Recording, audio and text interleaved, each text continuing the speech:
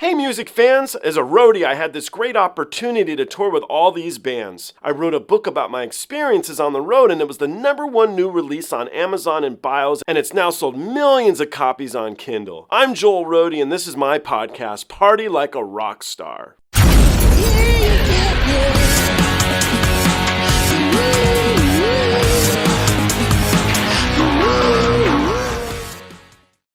This song just came out a few minutes ago. I just was randomly actually checking to see what music came out from artists that I like today. And this one did. It was 4 minutes old. I was like, it was meant to be. So we're going to jump this together. I obviously haven't heard it, and I'm assuming you haven't either.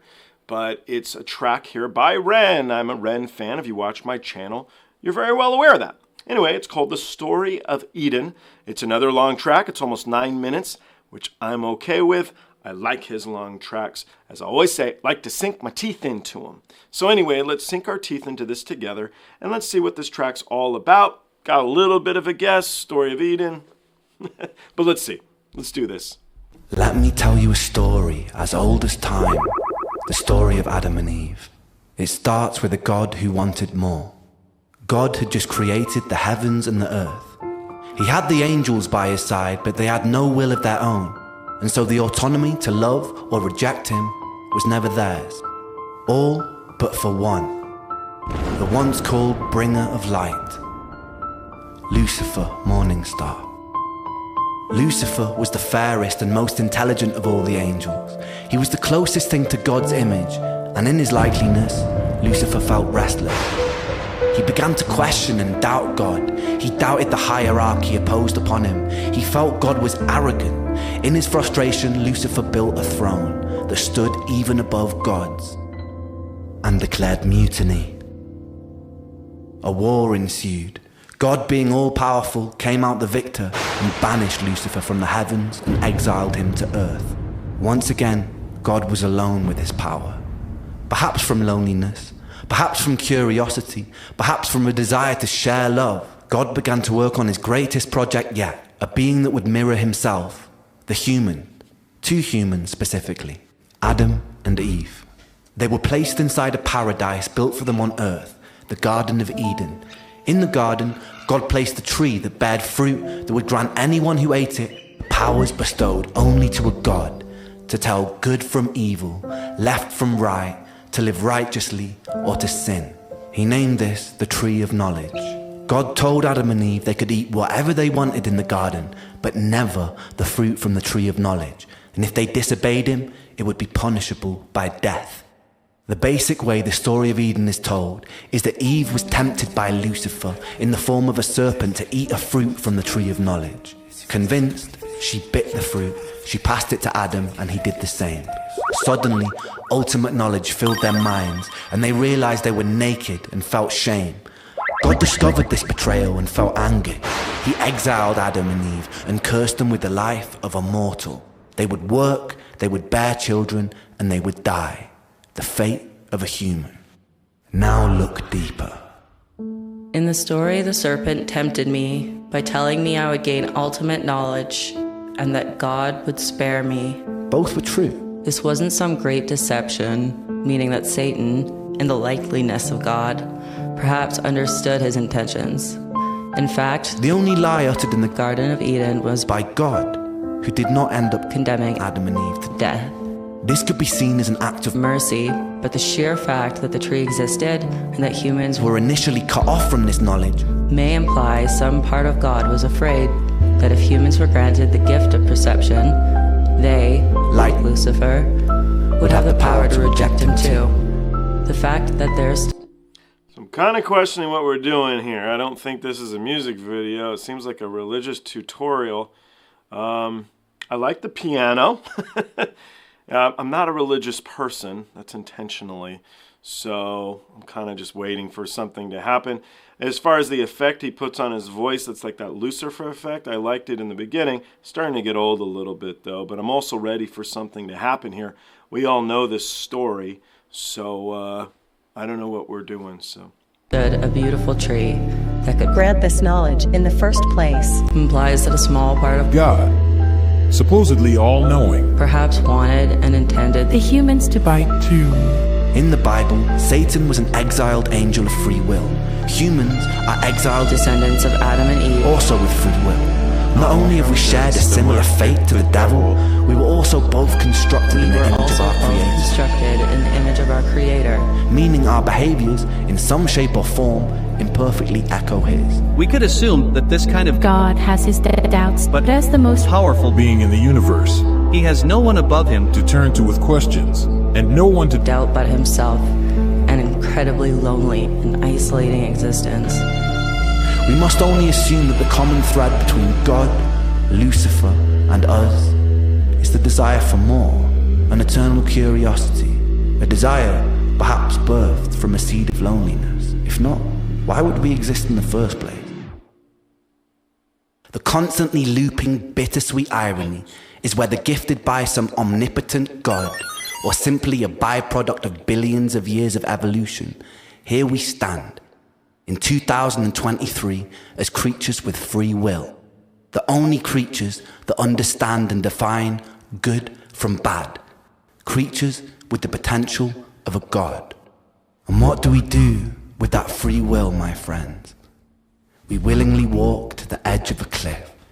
In the name of progress, we jump off the precipice. The empires we build ravage the earth. The natural order of things are necessary to survive. Any systems which do not honor homeostasis eventually perish.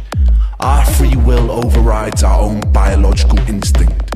We can take more than we eat. We can kill more than we need. We can willingly create weapons with the potential to burn everything we've built to the ground. We willingly decide to bow at the altar of greed, the most insidious and destructive of all sins.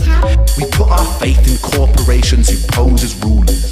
We willingly allow ourselves to be led by outdated power systems ran by corrupted politicians and bloated dictators who claim domain and dominion over an open and free land. We willingly elect the corrupted when the decision was always ours to build something better.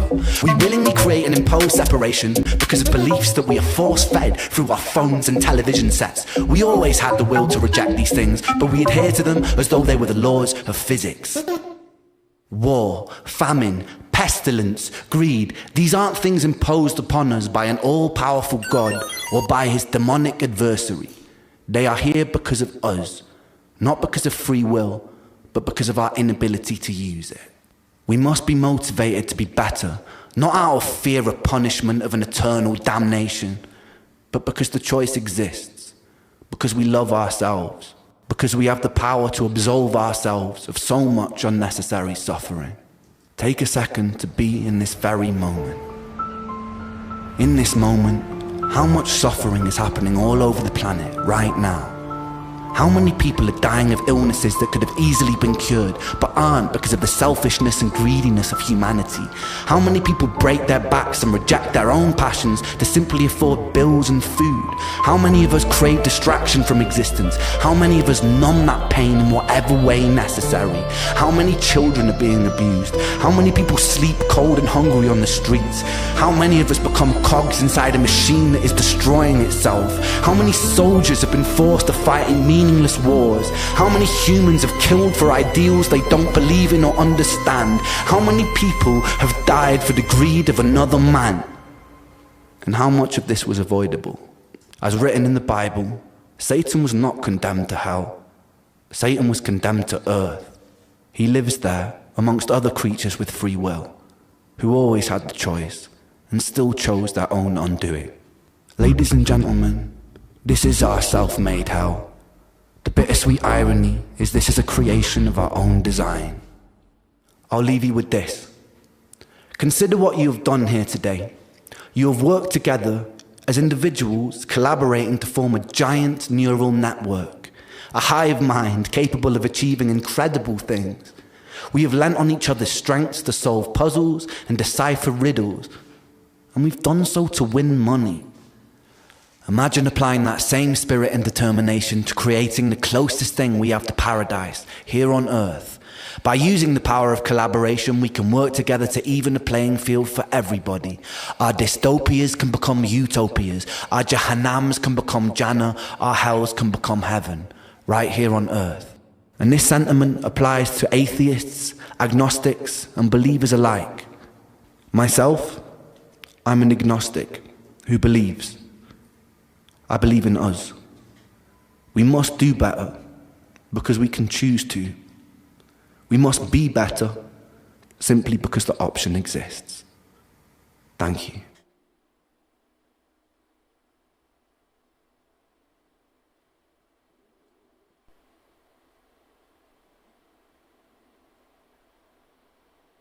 Not my thing. I was not expecting that. I was expecting a song. Here's the deal in my head, right? If you're a little bit older like me, I'm not saying I'm an old man, I'm 46 to let you guys know if you care at all. We already know this stuff, and the power of music is more powerful in relating a message, especially when you're a good writer, a good lyricist. One of the things I love about Ren is he is very, very good with his words, and that always impresses me in every track I listen to. So, this to me is taking away the music and being a bit preachy. And all of this stuff in this video I'm aware of. I listen to music to possibly escape it. Now, if you're a young person, you're 18 years old, you're 16 years old, hell, maybe you're in your early 20s, I don't know what's going on in the world anymore. Maybe this is all news to you and you think Ren's wonderful for letting you in on all this stuff. But this is not why I jump onto YouTube to what to listen to.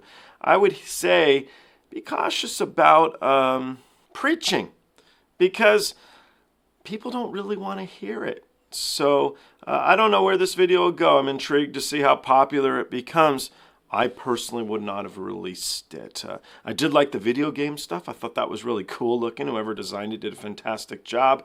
I do look forward to Ren's next song. Not hating on Ren. To me, this was not something I would have ever wanted to watch. I didn't gain anything from that. So, there you go. Sorry, Ren fans, but I hope to see all the Ren fans on the next Ren song. The last one was so good. Money Game 3, amazing. If you haven't watched it, check it out. Absolutely brilliant. I think as brilliant as High Ren and some of the other stuff that he's done. So I would really suggest you jump into that. And I see, now he's incredibly popular, #1 album in England. Maybe this is the time for him to build a platform and try and help people. I think is what's going on in his head. I just don't think this is the avenue to do it. I say stick with the songs, which you're very good with. You're a good wordsmith. Anyway, there you go. Thank you very much. I do look forward to seeing you all on the next one.